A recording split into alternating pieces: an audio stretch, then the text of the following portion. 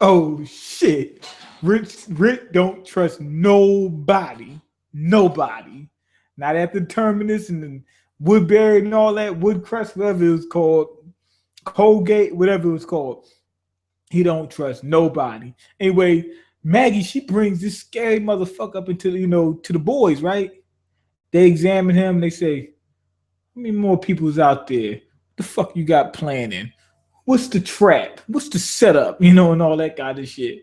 But it turns out that he appears to be like a Mormon or something, and he's there to convert them and get them to join his little group or whatever.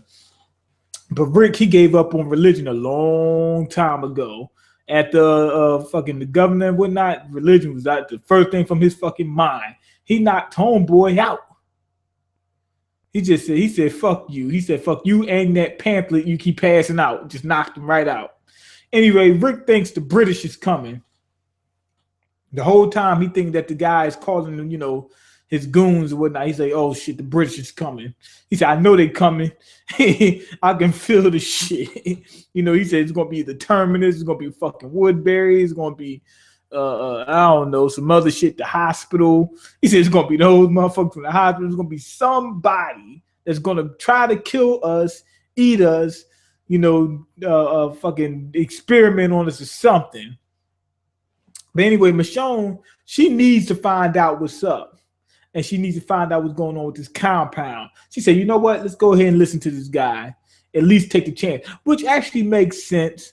But the only problem I got, it seems like they trying to turn Michonne soft. Please don't do that to my wife. That's my baby right there. Don't do that to her.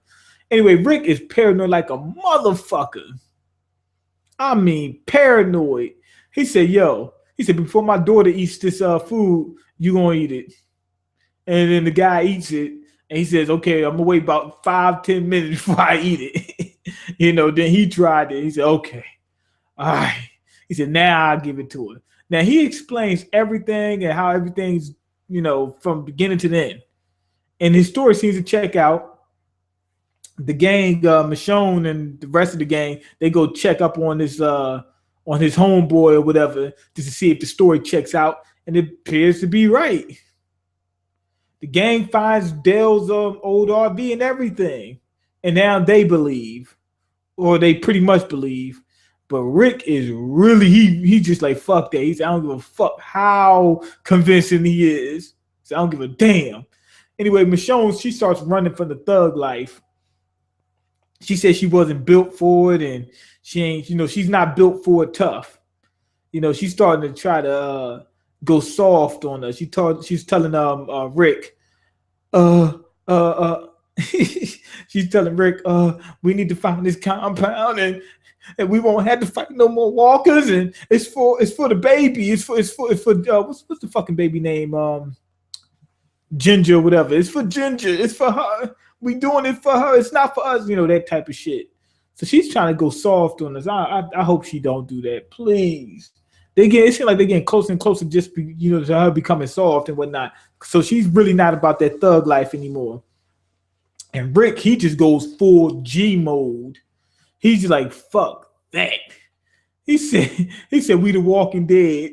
He started on his own rap group called The Walking Dead, and they're the world's most dangerous group. And his first song was fuck groups. Fuck compounds. He said fuck compounds. Shit. That was his first song. First hit single. Anyway, Michonne's in the gangster comes back for a minute. Just for a split second. Because the homeboy was telling us, he was saying that how to get to the compound that he's on or whatever. And he was explaining how to get there. And Rick's like, okay, you said take that way, we're going to take the other way. He said, we didn't clear that road yet. He said, fuck that, we're going to take the other way. He said, we're going there right in the middle of the night. He said, when you can't see us, when we got the upper hand on your boys, he said, we're going to kill them all too, right? And what happens is, Michonne finds out this dude was recording them. He had, all kinds of shit. And he said, let's ask him a little bit more, a few more questions. And I actually like that part. I was like, okay, Michonne's energy is still there. Not energy, but energy is still somewhat intact. We need to keep that, Stuff didn't seem to, they start getting a little scared. They're like, wait, hold on. You were following us this hard? Like, for how long? What the fuck is going on? Anyway, it turns out Glenn can't drive. Like, that's a shock. Glenn can't drive at all. No, I'm just joking. But he runs through a bunch of fucking walkers. Now, the dude told him that they didn't clear that road. Now, would I believe him? Not really. But I wouldn't disbelieve him either. You would have to check it out first. Because if there's groups that's evil, which is what we usually come across, this group is good too, because we're good. We're a good group. So I can't just totally dismiss everything he says. And when we ran to them damn walkers, I'd be like, yeah, he was right. They didn't clear this road. So that the fucking car gave out on him and every fucking thing. He ran through about 400 walkers. I don't think it was one that he didn't miss. Shit, it was like he was trying to get them. Anyway, Rick's idea got them all in the jam. It got them jammed up. He was like, we're going to go there in the thick of night. And that's when they got hit. Now, they all out in the woods running and shit like this, running from about 2,000 fucking walkers. And these things coming biting. And they already bunched. And yeah, like I told you, when they're bunched, they're at their most dangerous. When they bunch, they munch. And they crunch. And you lunch. You know what I'm saying? So you will be lunch, they will munch, and they will if they bunch. So it's crazy right now. They dodging like a motherfucker. They playing dodgeball. If you can dodge a bite, you can dodge a ball. Anyway, goddamn walkers got my boys crowded and jammed up from every turn. Every time they looked, motherfuckers was there. They turned around, he was there. It was walkers every fucking way. It was raining walkers. And this ain't walkers that old folks use to get around. These are fucking real walkers. These walkers, they can hit you back. Anyway, new dude, he helped Rick. Glenn had found him in the woods and whatever and helped him. And the new dude helped Glenn, and the new dude helped Rick right when he needed it. I mean, right in the nick of time. I mean, the fucking walkers was coming down heavy. You know, I mean, heavy like a Chevy right before he came in. And even then, Rick was like, oh, shit, this dude got a gun. You know, and remember the last time that happened, the dude shot, Rick looked, the dude handed him the gun. He said, you know what? I think I could trust this guy. The dude handed the guy the gun, and Rick was like, maybe we could trust him, but I'm still not sure yet. He said, fuck all that. He said, I've been there, done that. So even then, he still didn't trust him. He said, I'm not 100% sure.